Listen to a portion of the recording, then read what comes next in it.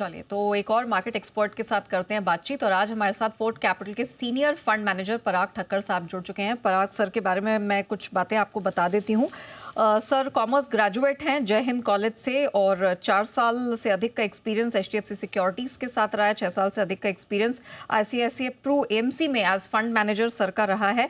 Quant capital, जी shipping भी कुछ एक ऐसे नाम है सर ने जिसके साथ यहाँ पर काम किया है। सर बहुत स्वागत है आपका जी बिजनेस पे। सर सबसे पहले तो मार्केट में जिस तरह से हम गिरावट की फिसलपट्टी देख रहे हैं, लगातार 5वां महीना है जहां पर प्रेशर बनता हुआ दिख रहा है, क्या अब हम एक बॉटम पर पहुंच गए हैं? निफ्टी 22,500 पर पहुंच गया है, ऑलमोस्ट 13-14% की गिरावट है। बैंक निफ्टी, सेंसेक्स, जिस तरह का भारी भरकम गिरावट और काफी लंबी स्ट्रीक कई सालों के बाद दिखी है, क्या माना जाए पेन इज ओवर, अब यहां से टर्न अराउंड का समय आ रहा है?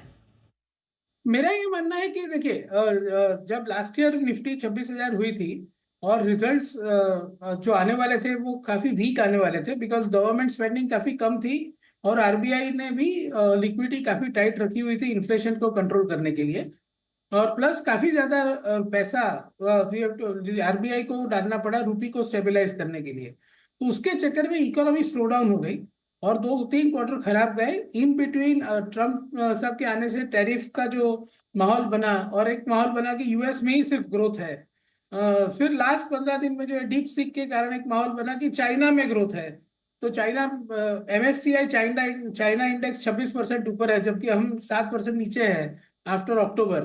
तो मेरा ये मानना है कि अब जो है, एक्चुअली स्पीकिंग, फंडामेंटली 3-4 चीजें पॉजिटिव हो रही है। एक, गवर्नमेंट का फोकस अब इलेक्शन से हटके ग्रोथ पे आ गया है, which was very clear in budget कि उन्होंने 12 लाख तक टैक्स फ्री कर दिया।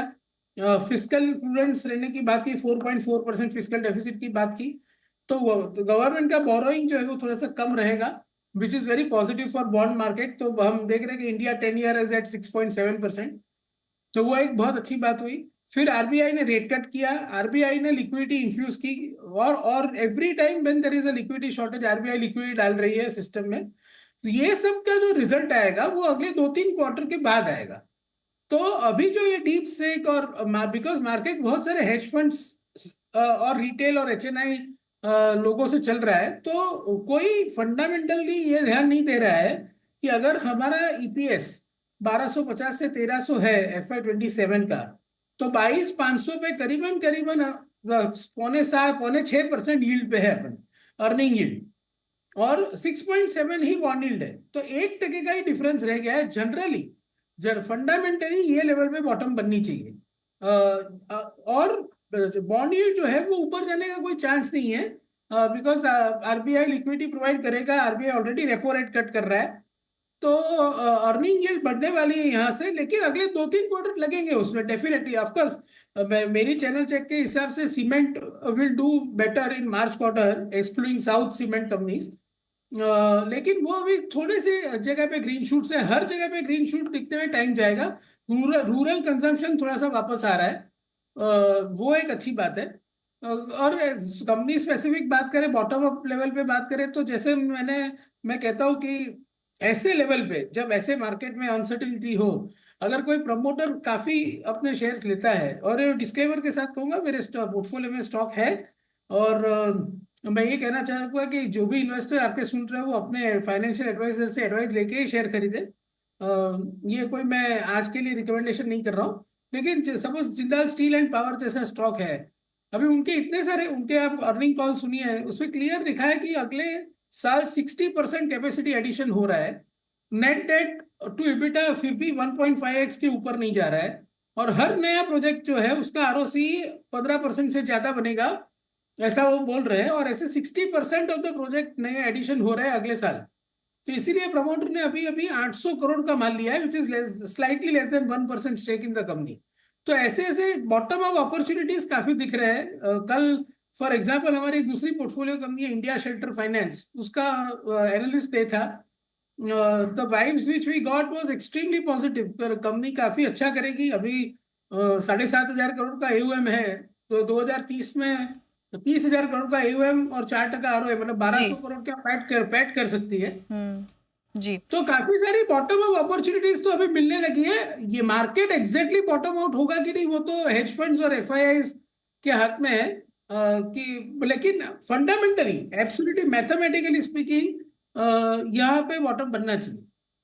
यहाँ बॉटम बनना चाहिए। कुछ ग्रीन शूट्स नजर आ रहे हैं बाजार के लिए, लेकिन उनका असर धीरे धीरे 2-3 तिमाही में आने वाले समय में दिखाई देगा। जेएसपीएल सर, आपने एक स्टॉक हाईलाइट किया जो कि पोर्टफोलियो में शामिल कर सकते हैं, और हम देख रहे हैं कि पिछले काफी समय से यहाँ पे प्रमोटर बाइंग भी नजर आ रही है। एक और स्टॉक पर आपकी राय लेंगे, फेडरल बैंक। हाल फिलहाल में ही एनालिस्ट कॉल हुई थी इनकी, और कुछ पॉजिटिव कॉमेंट्स यहाँ पर निकल कर आए थे। ये बैंक कैसा लग रहा है आपको, पोर्टफोलियो में शामिल करने लायक है? काफी अच्छा, हमारे हमारे पोर्टफोलियो में है ऑलरेडी। और हमें तो पहले से ही ये बैंक अच्छा लगता है, काफी सालों से। जब मैं आईसीआईसीआई प्रू में था तभी भी फेडरल बैंक और टीवीएस मोटर मेरे टॉप मिड कैप पिक्स से हमेशा से। मुझे ये लगता है कि ये बैंक ने कभी ज्यादा रिस्क नहीं लिया है। They have always been very conservative, and I like conservative lenders. तो इनमें हमेशा लोगों को प्रॉब्लम ये रही है कि ग्रोथ की प्रॉब्लम रही है और आरओए की प्रॉब्लम रही है, क्योंकि उन्होंने रिस्क काफी कम लिया है हमेशा से। तो अभी मनियन साहब आए हैं कोटक से, तो दो चीजों पे उनका ज्यादा ध्यान है। एक है नीम को इम्प्रूव करना, और नीम को इम्प्रूव करने के लिए उनका ध्यान है कि करंट अकाउंट जो है वो बढ़ाए, और उसके लिए उनकी एफर्ट चालू है, उसके रिजल्ट जल्दी से दिखने लगेंगे। और दूसरा, Kotak bank was leader in tractor financing, construction equipment, CV financing, जहाँ पे यील्ड थोड़े से ज्यादा मिलते हैं। अगर आप घर के लिए लोन दो सैलरीड आदमी को, या लार्ज कॉर्पोरेट को लोन दो, टाटा स्टील या रिलायंस को, तो उसमें आपको यील्ड नहीं मिलता है। तो अभी ये बैंक जो है धीरे धीरे अपना आरओए निम बढ़ाने की कोशिश करता रहेगा। तो FY 27 पे 1.1 टाइम बुक वैल्यू पे है। मुझे नहीं लगता है कि इसमें कोई प्रॉब्लम है, और it is under a very good leadership. It was already under a very good leadership under mister Shyam, और अभी ये लेगेसी आगे बढ़ रही है। सिर्फ शॉर्ट टर्म के जो प्रेशर है, जैसे रेपो रेट कट होता है, तो अगर आपकी फ्लोटिंग बुक है तो आपके मार्जिन कम होंगे। तो मार्केट आजकल क्या है कि सिर्फ शॉर्ट टर्म देख रहा है, सिर्फ शॉर्ट टर्म। तो बिल्कुल। एक दो क्वार्टर में अगर आपको नीम प्रेशर थोड़ा सा दिख रहा है तो आप जी। स्टॉक नहीं लेते हो हाँ। या बेच देते हो। लेकिन मेरा ये मानना है कि अगर कोई आदमी 2-3 साल का व्यू ले, तो फेडरल बैंक हो, जिंदाल स्टील एंड पावर हो, या इंडिया शेल्टर फाइनेंस हो, ऐसे स्टॉक्स हम्म। ये प्राइस पे काफी अच्छे लग रहे हैं। और इसमें जैसे कि मैंने बताया, जिंदाल स्टील एंड पावर में तो हमें ज्यादा बोलने की जरूरत नहीं है, प्रमोटर ने ही दिखा दिया है कि कितने एक्साइटेड है वो लोग अपने अगले प्रोजेक्ट्स को लेके। करेक्ट। ये बात आपने सही कही सर, क्योंकि हाल फिलहाल में हम देख रहे हैं कि ये जो प्रमोटर एक्शन हो रहा है उसके चलते भी हम देख रहे हैं कि बहुत सारे स्टॉक्स हैं, इनमें वापस एक भरोसा लौटता हुआ दिखाई दे रहा है। सर, आपने सीमेंट में कहा कि कुछ अच्छे ग्रीन शूट्स आर विजिबल। जहां तक सीमेंट डिमांड का सवाल है, कोई सीमेंट स्पेसिफिक स्टॉक्स हैं जो आप शेयर करना चाहेंगे? Basically mid cap small cap space में मैं नहीं डिस्क्लोज करना चाहूंगा, क्योंकि वो प्राइस सेंसिटिव इंफॉर्मेशन हो जाती है मिड कैप स्मॉल कैप में। लेकिन जो भी मेरी चैनल चेक्स बता रहे हैं कि UltraTech is doing extremely well. तो बिकॉज डिमांड भी इंप्रूव हो गया है, प्राइस भी इंप्रूव हो गया है।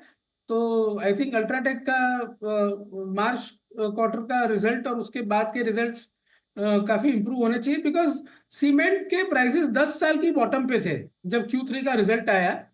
तो तभी से मैं बोले जा रहा हूँ कि सीमेंट में बॉटम बन चुकी है। यहाँ से थिंग्स कैन ओनली इम्प्रूव। और जनवरी फरवरी मार्च में जनरली इंडिया में सीमेंट ज्यादा कंज्यूम होता है। प्लस इंडस्ट्री में कंसोलिडेशन काफी हो गया है। बहुत सारे छोटे छोटे फ्रेगमेंटेड प्लेयर्स थे, जैसे कि पेन्ना सीमेंट, सांगी cement, India cement, Orient cement, बहुत सारे प्लेयर्स अदानी ग्रुप और बिरला ग्रुप ने एक्वायर कर लिया है। तो इंडस्ट्री काफी कंसोलिडेटेड है, और लास्ट 1-1.5 साल में किसी का बहुत पैसा नहीं बना है। तो आगे की कैपेसिटी भी धीरे धीरे आएगी। सब अपना केपेक्स प्लान वापस रीथिंक करेंगे कि at this prices whether they can make money और नॉट।